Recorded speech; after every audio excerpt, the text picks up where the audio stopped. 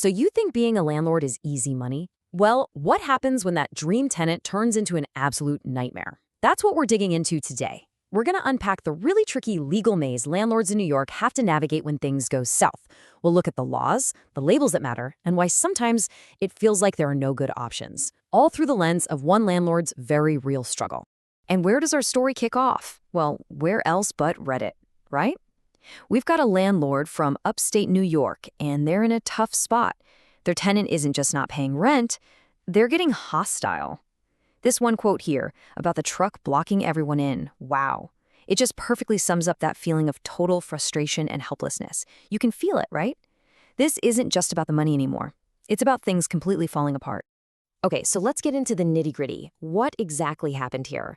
The tenant stops paying rent way back in March 2020. The landlord, trying to do the right thing, serves a legal 60-day notice to vacate. But nothing happens. The tenant doesn't budge because they're protected by an eviction moratorium. And it gets worse. The situation escalates, there's hostility, other tenants are being bothered. The landlord even offers $5,000. That's right, $5,000 in cash for the tenant to just pack up and leave. And that offer, completely ignored. The landlord is just stuck. So when you're in a situation like this, you hit a fork in the road, legally speaking, and you have to make a really big decision right at the start. What's your main goal?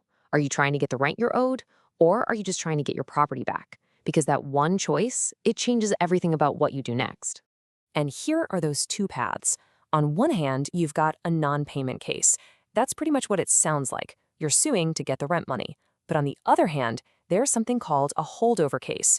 And this is what our Reddit landlord is dealing with. This is what you file when you've already legally terminated the tenant's right to be there, and your only goal is just to reclaim your property. You're not asking for rent, you're saying you have to leave. All right, so you've picked your legal path. Now comes another super important step. What do you actually call the person in your property? And trust me, this isn't just semantics. The legal label you use, whether they're a tenant, a holdover, or a squatter, is a really big deal. It dictates the entire process from here on out. So, in the case we're following, the person is what's legally called a holdover tenant. Think of it this way. They came in the front door legally, with a lease, everything was fine, but then their legal right to stay ended, in this case with that 60-day notice. But they didn't leave. They are literally holding over past their welcome. That's the key. Now that's totally different from a squatter. A squatter is someone who never had permission to be there in the first place. They basically broke in or trespassed to get in. So the big difference, the thing that separates these two, is how they first entered the property. Was it legal, with a key and a lease, or was it illegal? And you know this distinction is a big deal because the law is actually changing to make it even clearer. There's a new update coming in 2025 in New York that's designed to draw a really sharp line between squatters and holdover tenants. The thinking is, hey, someone who trespassed onto a property shouldn't get all the same legal protections as a tenant who once had a valid lease, right? It's trying to close a loophole. Okay, so this is where your mind might go next. You might be wondering, wait a minute, if someone stays in a property long enough, can't they just claim it as their own? It's a common question, and it brings up this really fascinating and honestly misunderstood legal idea called adverse possession. So for someone to actually pull this off in New York, to claim adverse possession, it's not easy at all. They have to clear these 4 massive hurdles. First, their being there has to be obvious, not a secret. Second, they have to have exclusive use. They can't be sharing it with the owner.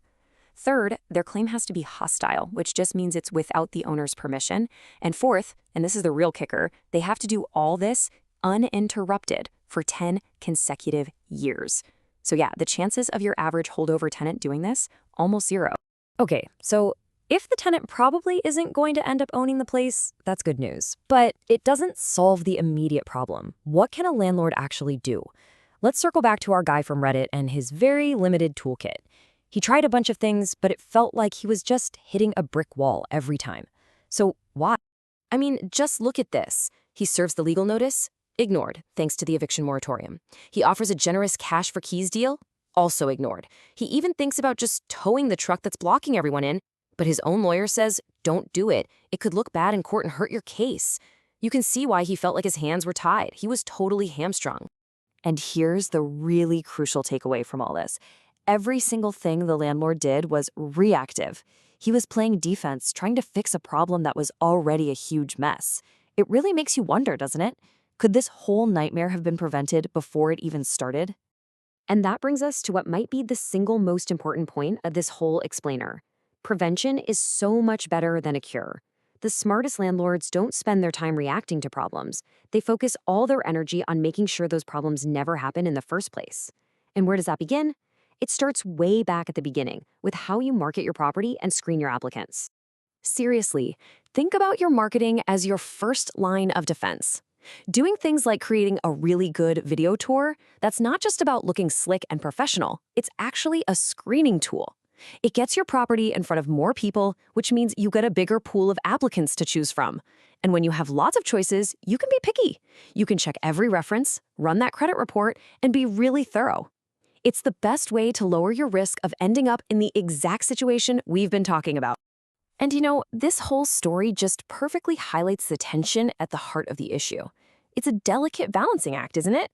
On one side, you have these really important laws designed to protect tenants, to give them stability and prevent unfair evictions. But on the other side, you have the rights of small landlords, who are often just regular people trying to manage an investment and, pay their own bills. And that brings us right back to the beginning. Back to that one gut punch of a line from the Reddit post, "My hands are tied." You can just hear the frustration in that, can't you?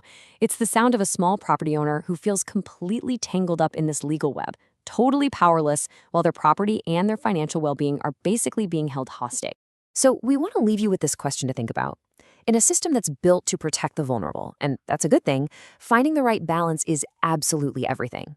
So when the laws, as they should, protect tenants from the trauma of losing their homes, where does the protection for the small property owners, who can be just as vulnerable, actually begin? It's a tough question with no easy answer.